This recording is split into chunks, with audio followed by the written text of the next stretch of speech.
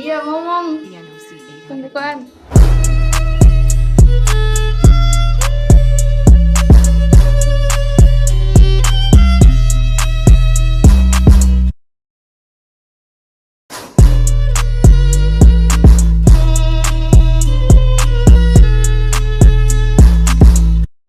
Assalamualaikum warahmatullahi wabarakatuh. Perkenalkan, kami dari kelompok 6 Biologi 10 MIPA 3. Di sini kami akan menjelaskan tentang bab 4, yaitu bab virus. Nah, sebelum itu saya izin memperkenalkan anggota kelompok 6, yaitu ada Adelia Claudia, lalu ada Arya Lutfi, Muhammad Adam Muqais, Nuhudia, dan juga Zalfa Maulana Ria Zahra. Untuk itu langsung saja kita ke moderator. Silakan Adelia. Yang pertama, ada struktur dan sifat virus yang dijelaskan oleh Azam.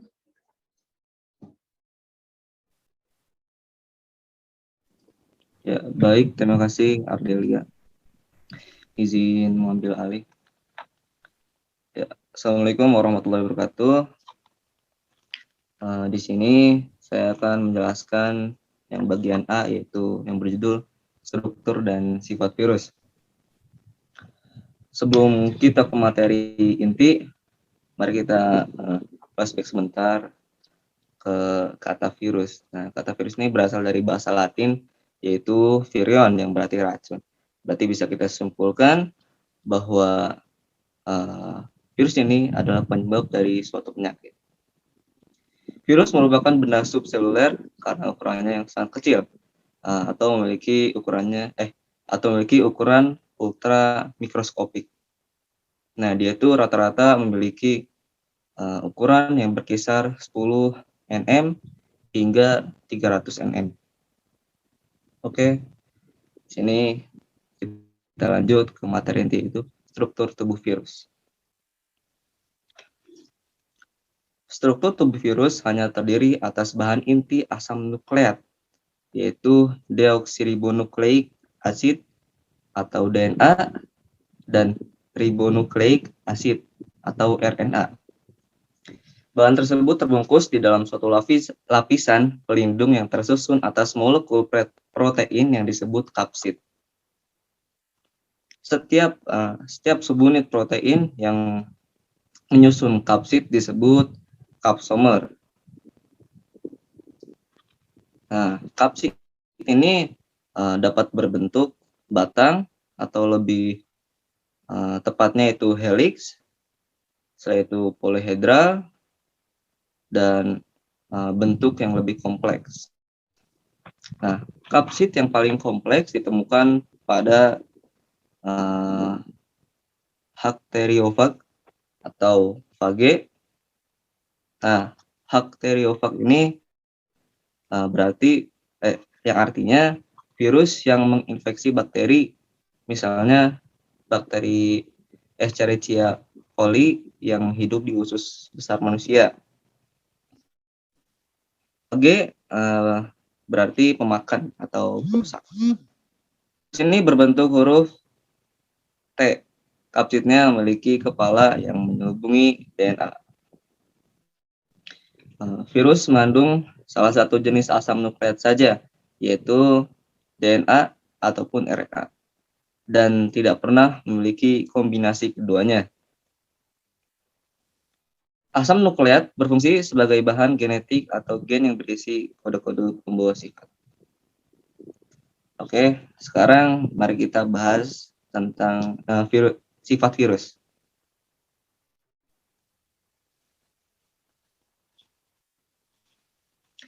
Virus adalah parasit berukuran mikroskopik yang hanya dapat hidup pada sel organisme biologis.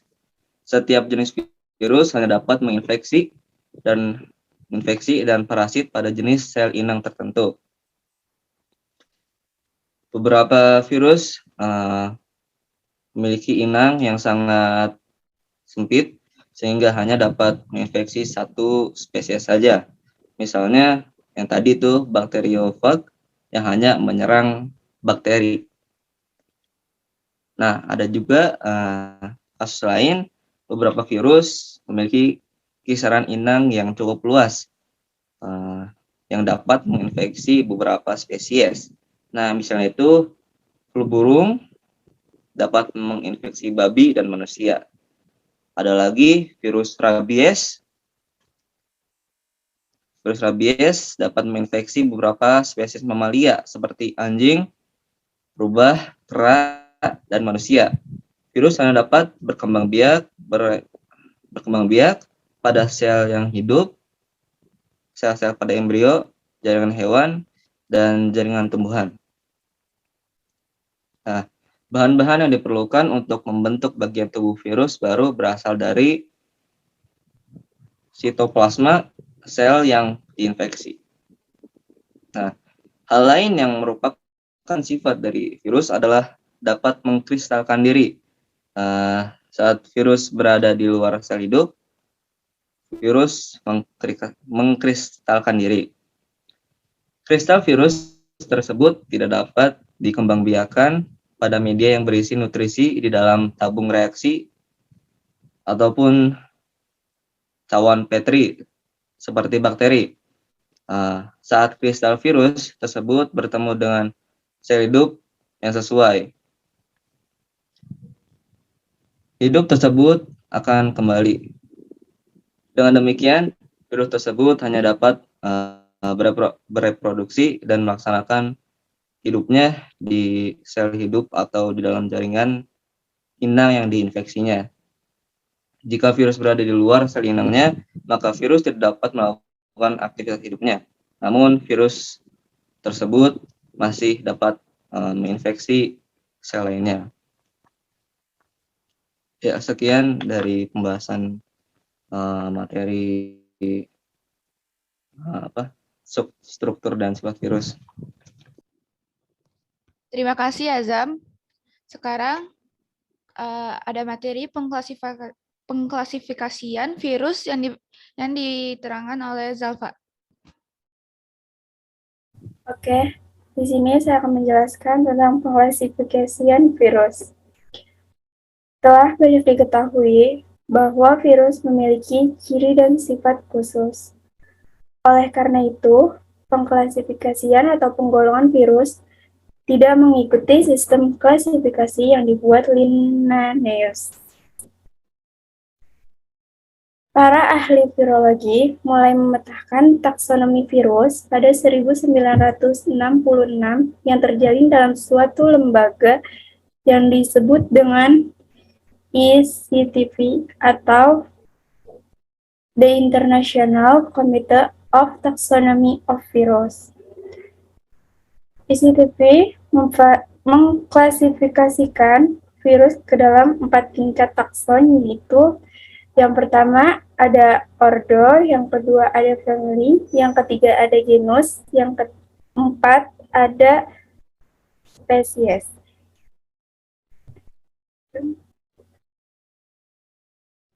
Oke, seperti telah dijelaskan sebelumnya, penggolongan virus dapat didasarkan pada kandungan asam nukleatnya. Asam nukleat adalah senyawa yang berfungsi sebagai pembawa sifat, yang terbagi menjadi 2 bagian, yang disebut juga dengan DNA dan RNA.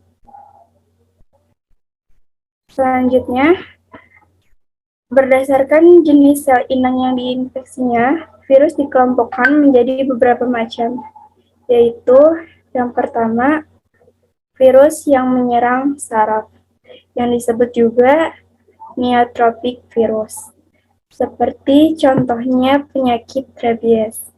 Yang kedua, virus yang menyerang hati, yang disebut juga hepatropik. Dan yang ketiga, ada virus yang menyerang kulit, yang disebut juga dermatropik virus. Contohnya seperti cacar, herpes zoster, dan penyakit kulit.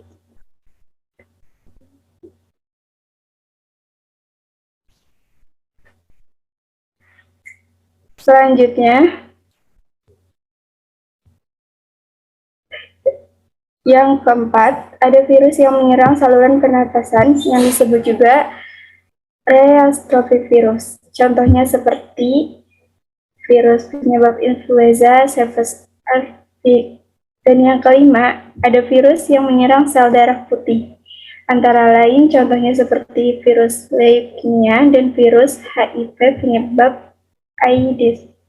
Dan yang keenam, ada virus yang menyerang organ lain, disebut juga dengan organamid virus. Contohnya adalah seperti demam kuning dan virus Hania. Sekian dari saya penjelasan tentang klasifikasi virus. Terima kasih. Terima kasih Zalfa.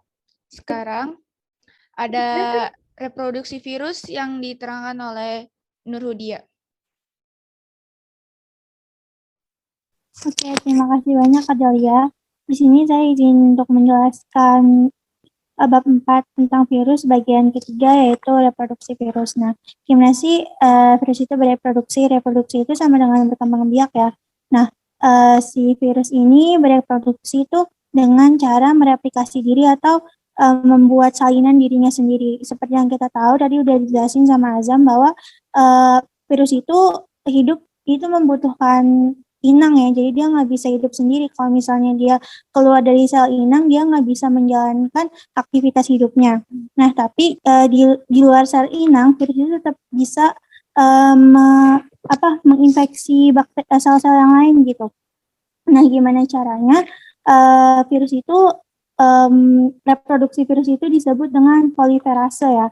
Dan seperti yang kita tahu juga bahwa virus itu punya DNA atau RNA. DNA itu deoksiribonukleik acid dan RNA itu ribonukleik acid. Nah, cara virus itu untuk berkembang biak yaitu menyuntikkan DNA atau RNA yang mereka punya ke dalam sel-sel yang mereka infeksi. Nah, ada reproduksi virus sendiri itu terbagi menjadi dua, yaitu daur litik dan daur lysogenik.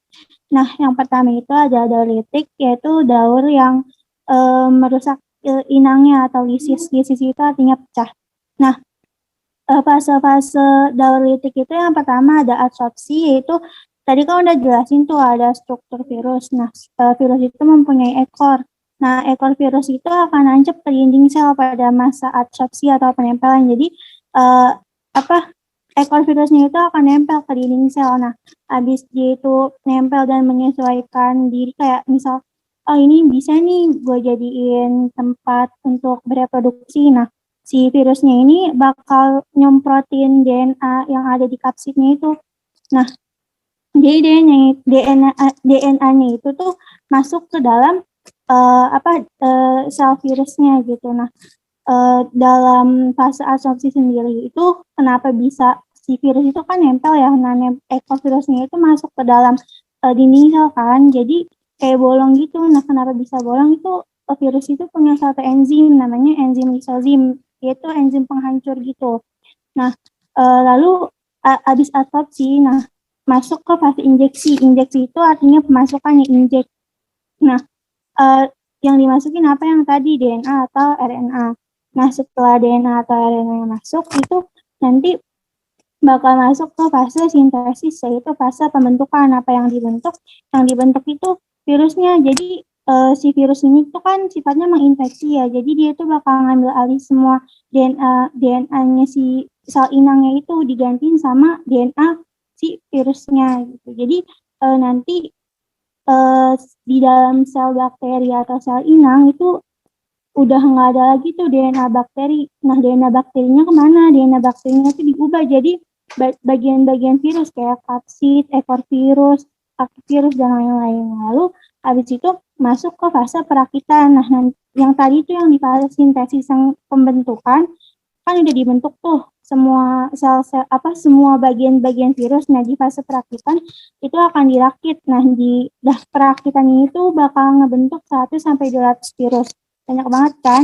Nah, setelah virus itu udah jadi kayak satu virus yang utuh, nanti dia akan membentuk enzim lisozim lagi dan masuk ke fase terakhir, yaitu fase lisis atau pecah. Nah, apa yang pecah? Yang pecah itu dinding sel si sel inangnya itu. Jadi nanti pecah dan si virusnya itu bakal nyebar kemana-mana untuk menginfeksi sel lain. Nah, lalu yang kedua itu ada fase lisogenik. Fase lisogenik itu adalah daur lisogenik. Daur lisogenik itu adalah daur yang enggak mengalami lisis, enggak ada pecah gitu. Jadi si virusnya itu pintar gitu. Yang sel yang mengalami daur lisogenik itu sel-sel yang memiliki imunitas sel yang tinggi gitu. Tadi yang dauritik itu imunitas selnya itu nggak cukup tinggi, makanya bisa langsung sekali masuk, langsung pecah gitu.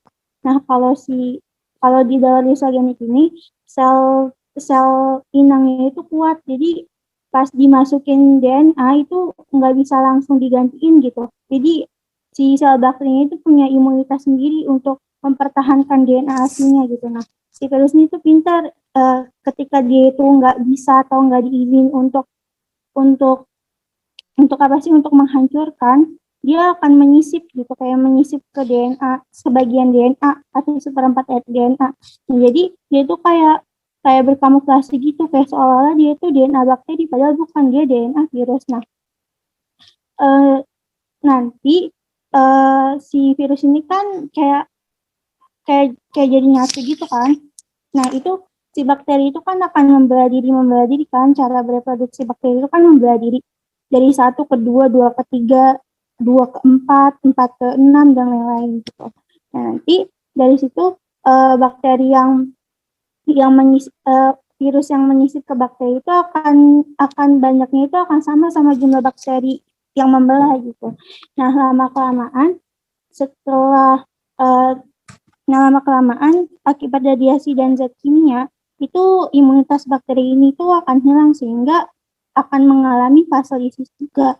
Jadi maupun daur litik ataupun daur lisogenik akan berujung untuk virusnya itu keluar, yaitu bentuk enzim lisozim gitu. Jadi kenapa sih virus itu nyebarnya cepat gitu? Yaitu alasannya karena reproduksi si virus ini itu cepat. Caranya itu dengan bereplikasi, dia nggak nunggu hamil, dia nggak nunggu 9 bulan, 21 minggu, atau yang lain-lain. Dia bisa dalam hitungan menit, dalam hitungan jam itu jumlahnya bisa sampai ratusan bahkan ribuan. Mungkin sekian dari saya kembalikan ke Ardelia.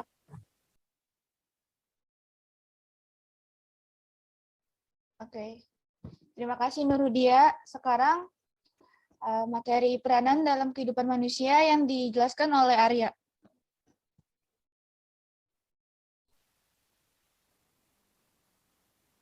Peranan virus dalam kehidupan manusia.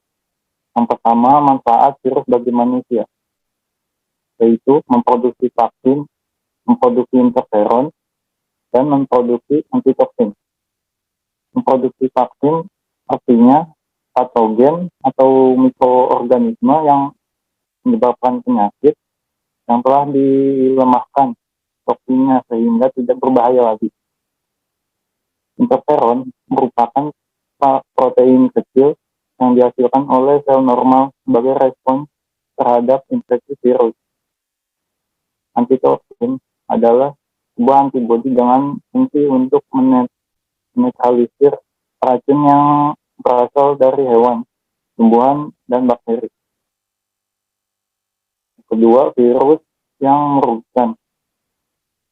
Yang pertama, virus yang menyerang hewan, yaitu rabies atau anjing gila, yang disebabkan oleh virus neurotrap, yang disebabkan oleh anjing, kera, kucing, dan manusia. Yang kedua, tetelo atau sampar ayam, yang disebabkan oleh virus Newcastle disease virus, atau disingkat NCD. Yang ketiga, penyakit mulut dan kuku pada ternak sapi atau kerbau disebabkan oleh virus foot and mouth disease, disingkat FMD. Yang keempat, cacar pada sapi disebabkan oleh virus vaksinnya, yaitu yang kedua, virus yang menyerang tumbuhan, yaitu penyakit mosaik, adanya bercak kuning pada daun yang disebabkan oleh tobacco mosaic virus, yang disingkat TMV, yang dikeluarkan oleh serangga. Yang kedua, penyakit kerdil pada padi yang menyebabkan pertumbuhan padi terhambat yang disebabkan oleh virus Sengkro. Yang ketiga, citrus vine clones degeneration yang disingkat CVCD, menyerang pohon jeruk dan menghancurkan pembuluh tapis clones. Yang keempat, penyakit Rickettsia pada tanaman jeruk yang disebabkan oleh virus Rickettsia. Yang ketiga, menyerang manusia, yaitu ada virus influenza yang disebabkan oleh Artemyxovirus. Yang kedua, ada hepatitis disebabkan oleh flavivirus yang dibagi menjadi hepatitis A, B, dan C. Yang ketiga, ada virus polio yang disebabkan oleh virus poliomyelitis menyerang saraf. Yang keempat, ada cacar air yang dibagi menjadi dua, cacar air atau varicella dan cacar biasa, variola. Yang kelima, demam berdarah disebabkan oleh virus dengue yang ditularkan oleh nyamuk Aedes aegypti. Yang keenam, herpes disebabkan oleh virus herpes simplex. Ketujuh, virus penyakit SARS atau Severe Acute Respiratory Syndrome yang disebabkan oleh virus coronavirus. Kedelapan, penyakit AIDS atau Acquired Immune Deficiency Syndrome yang disebabkan oleh HIV atau Human Immune Deficiency Virus yang menyerang sel darah putih yang berfungsi mengontrol sistem kekebalan tubuh. Yang ke-9, virus Ebola yang disebabkan oleh virus Ebola yang merupakan kelompok filovirus. Yang terakhir, flu burung disebabkan oleh avian influenza yang menyerang bagian unggas, yaitu burung, terus babi, kuda, anjing laut, dan ikan paus. Unggas merupakan hewan khusus bagi penyebaran virus tipe A, berfungsi sebagai inang. Sekian dari peranan virus dalam kehidupan manusia. Oke, terima kasih Arya. Sekarang ada pencegahan dan pengobatan infeksi virus yang dijelaskan oleh saya sendiri. Pencegahan infeksi virus, yang pertama, selalu mencuci tangan dengan air dan sabun sebelum dan sesudah melakukan kegiatan atau beraktivitas. Yang kedua, mengonsumsi makanan yang sudah dimasak hingga matang. Yang ketiga, menghindari kontak dengan orang yang terinfeksi atau benda yang terkontaminasi oleh virus. Yang keempat, menghindari gigitan seperti gigitan nyamuk. Yang kelima, menutup mulut dan hidung dengan tangan atau tisu bila batuk atau bersin. Yang keenam, menjaga jarak dengan orang yang sedang sakit. Yang ketujuh, menjaga daya tahan tubuh dengan memakan makanan sehat seperti 4 sehat dan 5 sempurna. Yang ke-8, berjemur setiap pagi di bawah matahari pagi. Yang ke-9, berolahraga seperti jogging, senam irama, atau olahraga lain yang menggunakan alat. Yang ke-10, minum atau makanan vitamin untuk kekuatan daya tahan tubuh seperti Sakatonik ABC atau madu dan lain-lain. Sekarang pengobatan infeksi virus. Pengobatan infeksi virus tergantung kepada jenis infeksi yang dialami pasien. Beberapa infeksi virus seperti infeksi virus pada sistem pernapasan dan pencernaan umumnya tidak perlu ditangani karena gejala akan hilang sendirinya.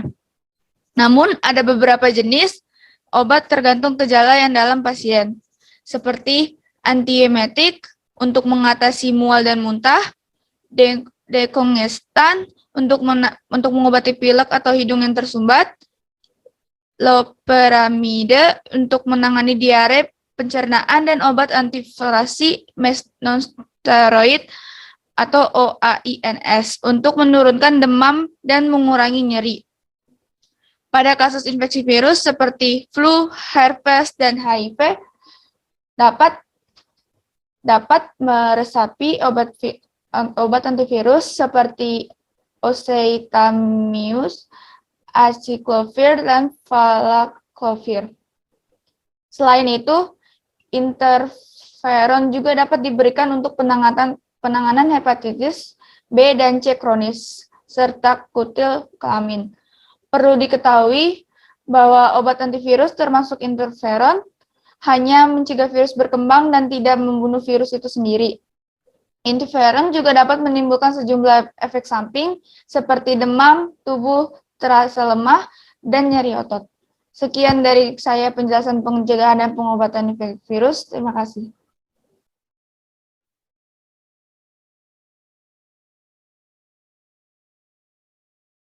Sekian dari kami kelompok 6 biologi, kurang lebihnya mohon maaf. Wassalamualaikum warahmatullahi Assalamualaikum wabarakatuh. warahmatullahi wabarakatuh.